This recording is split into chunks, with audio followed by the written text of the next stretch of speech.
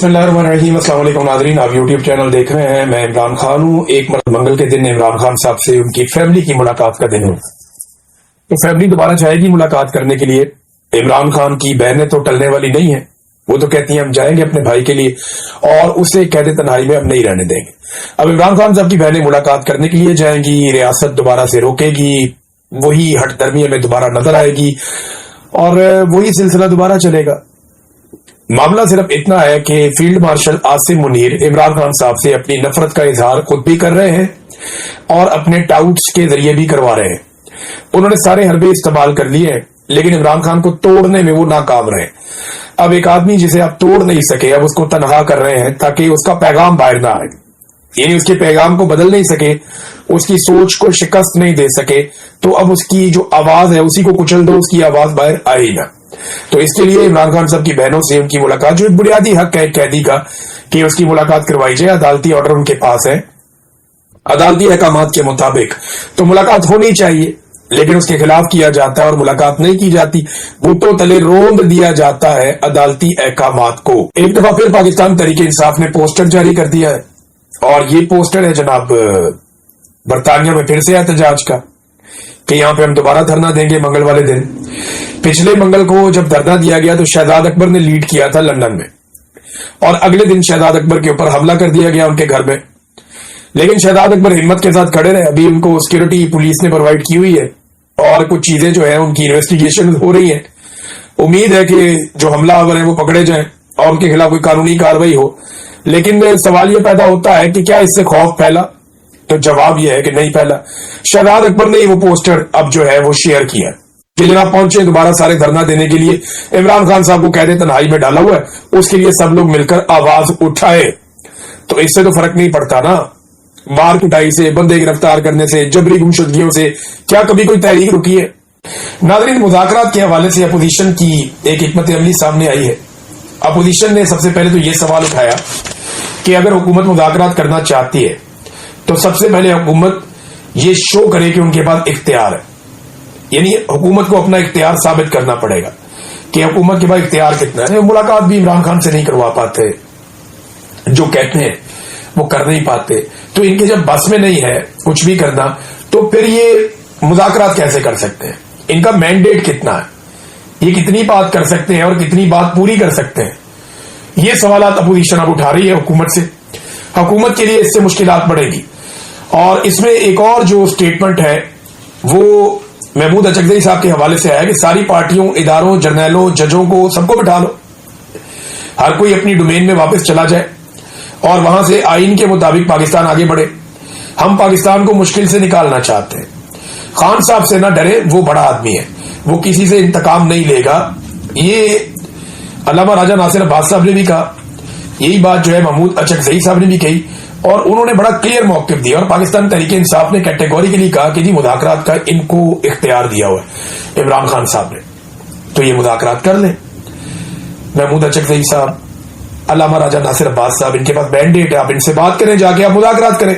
लेकिन पाकिस्तान तहरीक इंसाफ तो तैयारी करती रहेगी एहतजाज की। जो इमरान खान साहब ने कहा कि स्ट्रीट मूवमेंट हमने चलानी है, तो इमरान खान साहब की पार्टी एहतजाज की तैयारी कर रही है। दूसरी जानिब आपके सामने है कि जो मुज़ाकरात वाले हैं मुज़ाकरात पे बात कर रहे हैं, लेकिन मुज़ाकरात के लिए हुकूमत को पहले अपना इख्तियार साबित करना पड़ेगा।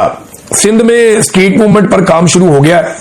बहुत सारे शहरों से, बहुत सारे इलाकों से बहुत सारी वीडियोज आई हैं जहां पे गली मोहल्लों के अंदर लोगों को एंगेज किया जा रहा है, लोगों तक मालूमात पहुंचाई जा रही है, अगली आने वाली स्ट्रीट मूवमेंट के लिए उन्हें मोटिवेट किया जा रहा है। और दूसरा, जैसे मैंने आपको बताया था कि खैबर पख्तूनख्वा के अंदर अब एक बड़े पैमाने पर स्ट्रीट मूवमेंट के लिए एक एक्टिविटी का आगाज होगा, और वो एक्टिविटी आप आने वाले दिनों में देखेंगे।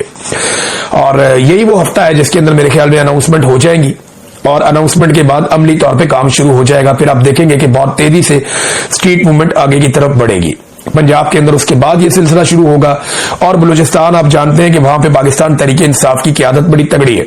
तहरीक इंसाफ के जो लोग हैं वो बलूचिस्तान में बड़े कमिटेड हैं, और जब वहां पे ये मूवमेंट जाएगी तो वहां बड़ी तेजी से पैगाम पहुंचता है, और बलूचिस्तान भी इसके अंदर शामिल हो जाएगा। फिर आजाद कश्मीर में आगे इलेक्शन आ रहा है, और गिलगित बल्तिस्तान में, तो यहां पे बड़े पैमाने पर एक्टिविटीज की उम्मीद की जा रही है स्ट्रीट मूवमेंट के हवाले से।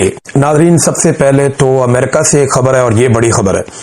डोनाल्ड ट्रंप और नेतन्याहू की मुलाकात हुई और उसके बाद उन्होंने मीडिया से बातचीत की और जो चीजें उन्होंने कही वो मैं आपके सामने रखने वाला हूं।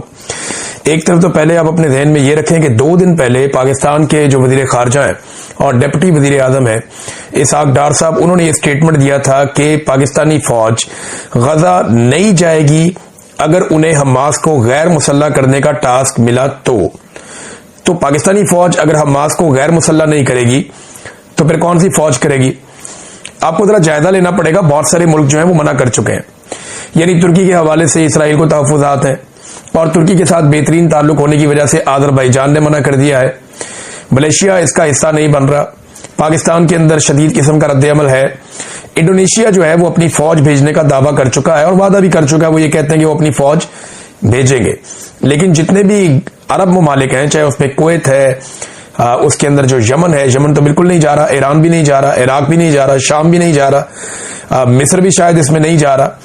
उनके साथ तो पहले ही लड़ाई चल रही है इसराइल का, उनका गोलान हाइट्स का एक अलग से प्रॉब्लम है। फिर सऊदी अरेबिया, यूएई और कतर, ये ममालिक भी अपनी फौज नहीं भेज रहे, जबकि ओमान भी अपनी फौज नहीं भेज रहा। तो ये फिर बाकी मुल्क कौन से बच जाते हैं जो अपनी फौज भेजेंगे? तो पाकिस्तान ने क्योंकि खुद से ऑफर किया हुआ है और अमेरिका की जानिब से पाकिस्तान का शुक्रिया अदा किया गया कि पाकिस्तान ने ऑफर की है कि हम अपनी फौज गजा में भेजेंगे उस कार्रवाई के लिए जो कार्रवाई अमेरिका चाहता है। जो एक करारदाद है उसमें वोट देकर पाकिस्तान अपने अज़म का इजहार कर चुका है कि हमास को गैर मुसल्ला किया जाएगा और एक स्टेबलाइजेशन फोर्स वहां पे भेजी जाएगी गजा में। अब पाकिस्तान उसका हिस्सा बनता है और हमास को गैर मुसल्ला नहीं किया जाता, तो ये क्या कहानी हुई? ये तो फिर तो सारा मामला ही गोल हो गया। अब इसहाक डार कहते हैं कि पाकिस्तानी फौज गैर मुसल्ला करने नहीं जाएगी। डोनाल्ड ट्रंप क्या कहता है, जरा वो सुने। डोनाल्ड ट्रंप की मुलाकात होती है नेतन्याहू से और एक तो ये है कि नेतन्याहू ईरान के ऊपर अब अटैक कर सकता है दोबारा से, यानी खित्ते में एक नई जंग शुरू हो सकती है। और इस मर्तबा जो नेतन्याहू का अटैक होगा वो बैलिस्टिक मिसाइल प्रोग्राम के ऊपर अटैक करेगा। जब एक सवाल पूछा गया डोनाल्ड ट्रंप से कि क्या आप ईरान के ऊपर हमला करने की इसराइल को इजाजत देते हैं, तो डोनाल्ड ट्रंप ने कहा जी बिल्कुल, बैलिस्टिक मिसाइलों के लिए हम हाँ कहते हैं कि उनके ऊपर अगर ईरान पे अटैक करता है, ईरान की बैलिस्टिक मिसाइल्स की जो टेक्नोलॉजी है उस पर अगर अटैक करता है इसराइल, तो ठीक है, हम हाँ कहते हैं।